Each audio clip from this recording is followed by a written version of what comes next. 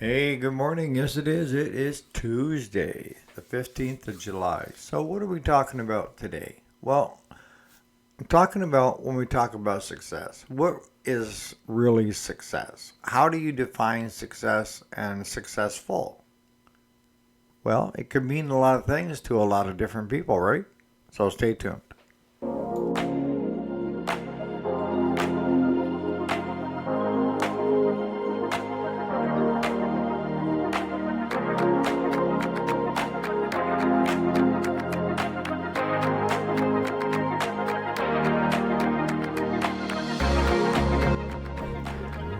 Alrighty, welcome back to the channel. My name is Eric, if you didn't already know it. Yes, this is the weekday, Monday through Friday. Today is Tuesday, July 15th of 2025. So we're talking about success being successful, right? And is success and successful the same thing to different people? And the answer is no. Some feel that they're successful if they meet certain criteria, while others, it's different criteria. See, when I first started in the business, being successful was A, getting towards the top of the heap, B, having a lot of income coming in, and C, making sure all the bills were paid and you had the money still sitting in the account, something left over. That to me was successful. But where I was screwing up was a friend of mine was looking at the word successful as well, but he took it to the next level where I should have. And that was A, you know, is it towards the top of the heap? B, is it got income coming in? And C, does it have money in the bank when all's said and done? And D, did he take the time to spend time with the family and friends and enjoy life along the way? See, now we're both saying successful, but you see how it's different? So it's going to be different for each and every one of us. And I can tell you from experience, he's right, I'm wrong. If you're not figuring in enjoyment, the journey, family, taking time out for everybody, you're doing it wrong. Is it going to take you a little longer? Yes. But in the end, it's worth it. Because you never know how short your life is going to be, right? It could end today. You could be hit by a bus. I guess is what I'm trying to tell you. And we always put off those things that are enjoyable for tomorrow, right? And what happens if tomorrow doesn't come?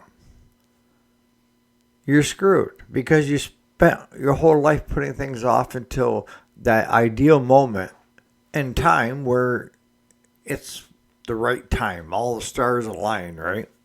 But for so many of us, that never shows up, right? Or it's too late when we finally figure it out. For me, I got a second chance. So you're hearing it from the man that thought he was successful but figured out that maybe his definition of being successful was skewed by simply money, status, instead of journey, enjoyment, family. They are all intertwined. Now, if you're single and you have no interest in relationships or kids or this and that, then my theory would be good for you. But like so many of us, we start a family and then try starting a business, working part-time at it, what have you, and try to get to the top of the heap. You have to look at the whole, not at just certain aspects of your life. Are you successful at A and B, but not C? Would that deem you successful? Well, it depends on who you're talking to. If you're successful at business and you're successful at, let's say, sports, but your family life sucks, are you really successful? 2 out of 3 ain't bad, right? The only problem is the third one is the major role that should be your first. You're kind of bass backwards. If you decide to have a family, kids, and social with friends and this and that, and you want to keep those relationships, the best way to do it, put them last and go do your business. Guarantee you, they won't be there when you get back. They won't. And why should they? You didn't have the time for them, so why should they make the time for you? That goes back to the beginning. What is deemed successful? So we have to do it on a personal level of what success really is, what it really amounts to. And for some of us, it's dollars and cents. We have a certain amount that we think if we get to that point, we're going to be happy. And I got news for you. If you're not happy right now, adding another $1 million to your life is not going to make you happier. It's not. Yet many of us, have these so-called dreams of like going to sleep pretending like we won the lottery. Or that we're Scrooge McDuck and we're laying on top of our mounds of money. Or maybe that's just me. Could be. But no, I mean, we visualize ourselves as something that we're not. And something that we strive to be. And when we finally make it, and really make it, it's not even close to what our expectations were. We're not happy. We didn't get fulfilled. And a lot of fulfillment comes from the people that are around us, right? If we don't have anybody around us to share it with, is it really that great? I mean, you could have $1 billion in the bank, but if you have no one to share it with and you don't know who your friends are, and your family will come out of the woodwork, I guarantee it. Are you successful? You could say, yeah, but you're lonely too because you don't know who your friends are and you don't want your family. So when you start building up of what you want to do and be and et cetera, you have to take part 3 and make that part 1 and then have your first one part 2 and your second one part 3, all right? So how do we do that? Pretty easy. I mean, it simply means that you have to have priorities. And if you put your family at the top of the list, those are the right priorities. If those aren't your priorities, you shouldn't be in a relationship and you shouldn't have kids. Period. I'm serious. I know a lot of you guys out there that are successful in business would tell me I'm full of hogwash, but been there, done that, wore the t-shirt, got rid of the t-shirt. The difference with me compared to a lot of some of you that been successful is I share the wealth. Money has never been a motivator for me. It's nice to have. Will it make your life a little easier? Absolutely. But is it a must-have to have a good life? And the answer is no. I know some of you are shaking your heads now, but the answer is no. I watched when I was working 3 jobs. A friend of mine, he was an older gentleman, and every time I turned around, he was going fishing with his little rowboat. And he had a trolling motor on it. And he just sat there and laughed at me. I had 3 boats sitting in my yard, all top of the line. One was a walleye boat, one was a fish and ski boat, and then the other one was the aluminum for the 99 Merc that we used on certain bodies of water, right? But here's the clinker. I'm working 3 jobs. I have pretty boats, but I don't have any time to use it. He's got all the time in the world, and he went out and bought himself the cheapest boat he could find, cheapest trolling motor, and he's fishing every day. He gets done with the first job, he just hops in his truck with his boat, and off they go to catch some fish. Who has got a better quality of life? Who's doing it right? He is. I thought when I was working my way up through the ranks, and I thought I was doing the best thing I could for my family, and that was working 3 jobs because I had to be the provider. That's key word, provider. That I thought if I gave my family the best of everything, that I would be deemed successful. And what it became was I was not present because I was working 3 different jobs. And my family wanted to have me around more than they did the crap that I could afford, is what I'm trying to get across to you guys, especially you young guys. Material things come and go, but the family is always consistent. If you don't take care of and nourish your family, it will wane and they will end up going away from you. They'll find someone else that is willing to give them the attention they need. So you really want to think about that when you're starting a business. You need to take your better half, and if you have kids or want kids, those things have to be thought about. All right? And yes, being a provider is a very important role that we're going to play, right? But it's not our only role. We also have a role of husband, wife, parent, grandparent. There's so many different titles that we carry. And if we don't put them first, are we really successful? See, that's just it. People, when they hear somebody say success or being successful, the first thing they decide and come into mind is financial, monetary. And that should be the last. I know, Amos, you're falling out of your chair as we speak. But in truth, that's exactly how it has to be. Your family, your priorities have to be your family first.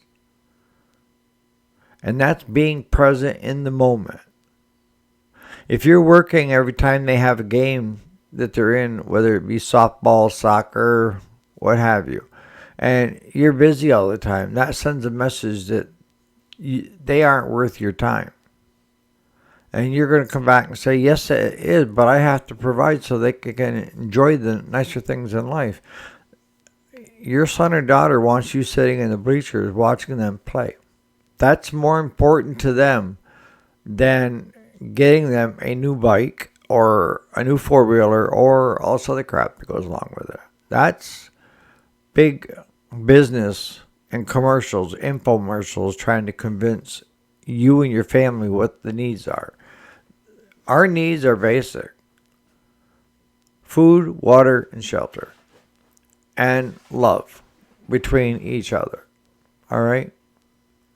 And a lot of people don't enjoy the journey on trying to get there. That they're so focused on getting to the end result of being successful that they miss out on the most important part. And that was how they got there. How I got there. See, I can remember almost every step as it kept getting better and better and better, right?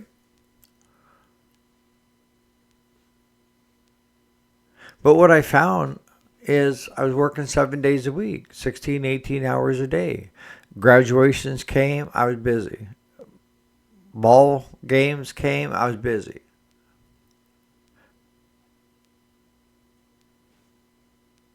I wasn't present. And that's why I'm here telling you this is how not to do it.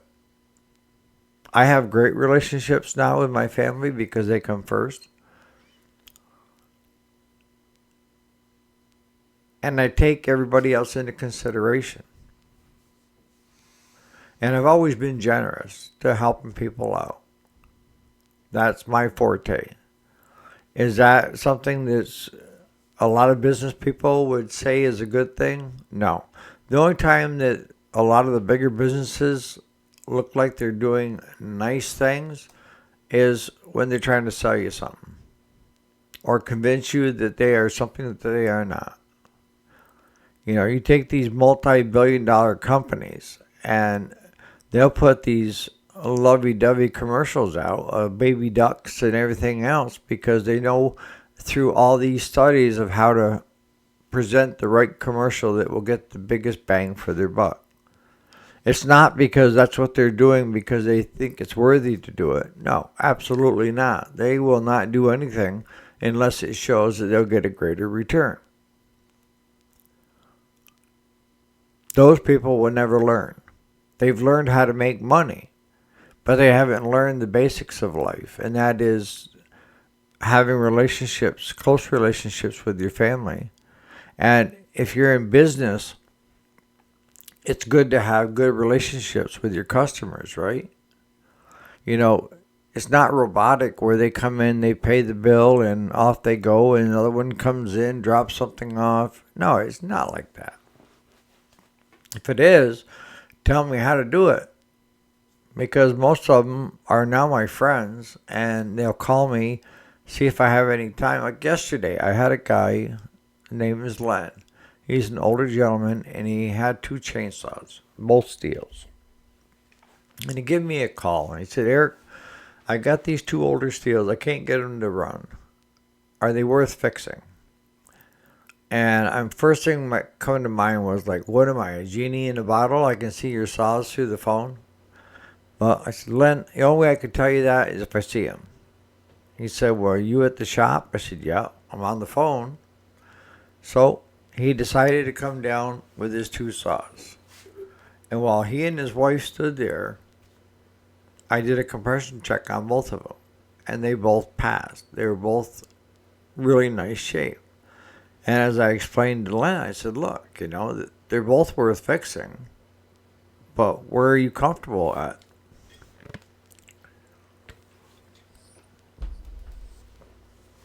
So what I ended up doing was I spent 15 minutes on the first one and about half an hour on the second one. That thing was flooded too bad. But they both ran great. And I told him, I said, it ends up being 61.50. He's like, oh my God. I said, that bad? He said, no, oh my God, it's that cheap. So I said, hey, it can only go up, right? But while he was there, and this is what I say about relationships. While he was there, he said, Eric, I've got a weed trimmer. Okay. And I don't know how much time you have, but could you take a look at it to see if it's worth fixing? He said, I'll be honest with you, I've taken it to a different shop and they told me to scrap it and go get a new one. I said, do you have it with you, Len? He said, yeah, it's in the back of my truck. So we went out, and it's another steel. The 2 saws were steels. It's another steel weed trimmer, and it's not your basic trimmer. It is the upper model, all right? So I said, what's it doing or not doing? He said, I can't get it to run. And the shop said it's not worth fixing. So first thing I did was I pulled on it to see what kind of compression it had. And it had good compression. So I took and I pushed the fuel bulb 3 times.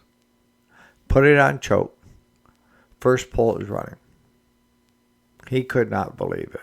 He said, I cranked and cranked. The other shop cranked and cranked, and we couldn't get it to run. Did I charge him for it? No. I'm happy. He's happy. But that's what I mean when it comes to relationships. You can't always be about dollars and cents. You have to give some to take some. And if you're running a shop, not everything is going to pay the bills. We had another one example yesterday again of where we had a guy drop off his lawnmower and he said it needed a new deck belt and the PTO clutch went, so he replaced it, but it quit working. Okay? So I checked the deck belt. It didn't need a deck belt. And I called him and I said, look, it doesn't need a deck belt. He said, I want a new deck belt. All right, I can get you a new deck belt. So after he got the mower home from us, his wife, that's her mower. She had mowed the yard, then she went to park it, and she couldn't get the PTO to engage again. Same crapola. And she was getting frustrated. So I said, look, I'll come over and I'll grab it, and we'll get it here at the shop, see what's going on. But what it ended up being, I know a lot of you guys that are working on stuff, where the whip comes off from the actual clutch and it's got a 2-wire clip. They had bent where it clips in on the whip side of the lawnmower. So it had a new clip, but it didn't lock in. It would jiggle loose, okay? And Claude had put them back together and then taped them, thinking that would solve the issue. Well, it didn't. It came apart.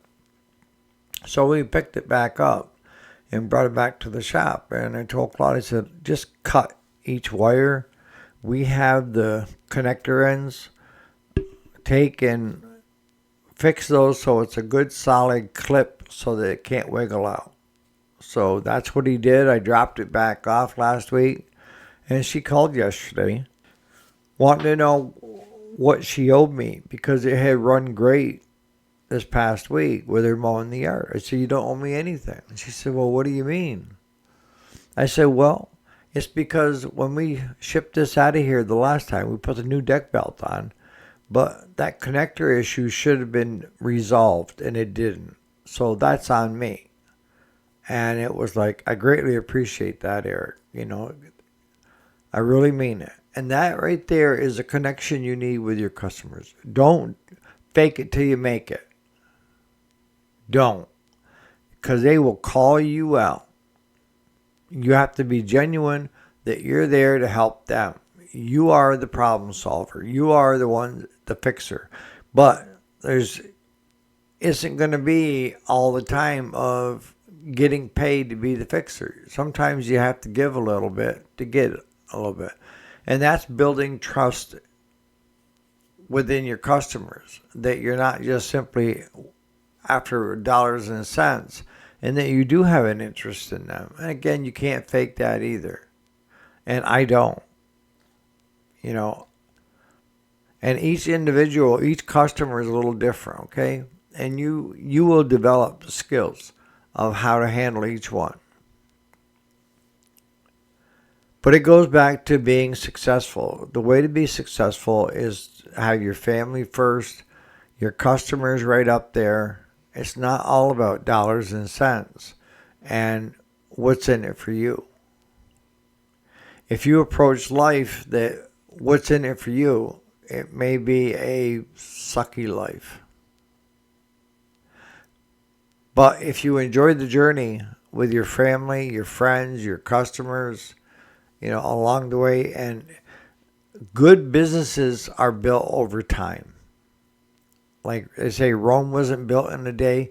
Good businesses aren't built that way either. It takes time to keep scaling up. And you don't scale up until you have your foundation supported. It's like building a new house. You put it on a concrete slab, but that concrete slab is only as good as the base material.